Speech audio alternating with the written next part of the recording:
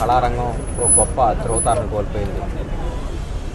Quota బాబాయ్ మహోన్నత నటుడు. నాకు తెలిసి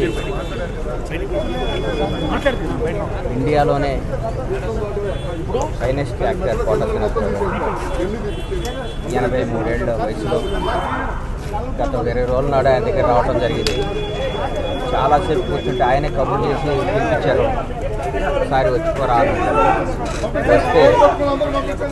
వస్తే ఆయన విషయాలు చెప్పుకుంటూ వాళ్ళ మనవళ్ళ నెంబర్ నాకు ఇచ్చి, నా నెంబర్ వాళ్ళ మనవళ్ళకి ఇచ్చి, అరే ఎప్పుడు ఏ అవసరం ఉన్నా ఈ పిల్లలకి కొద్దిగా రెస్పాన్స్ ఇస్తుంటారా అన్నాడు.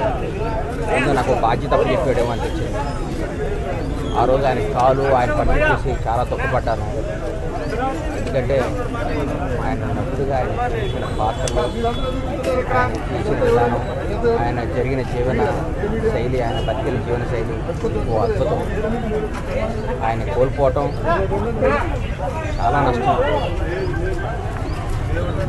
చాలా నష్టం జరిగింది కళామతడికి. ఒక గొప్ప నటుని కోల్పోయాం. చరిత్రలో ఒక తెలుగు చలనచిత్ర చరిత్ర రాస్తే కోటా గారికి ఒక పేజీ ఎప్పుడు ఉంటుంది. ఓ మహానటుని కోల్పోయాం. ఆయన పవిత్ర ఆత్మకు శాంతి కలగాలని ఆ భగవంతుని కోరాను. ఆయన కుటుంబ సభ్యులకి నా ప్రగాఢమైన సానుభూతి తెలియజేస్తూ తెలుగు చలనచిత్ర పరిశ్రమ ఆయన కుటుంబానికి ఎప్పుడు అండగా ఉంటుంది. వాళ్ళ కుటుంబానికి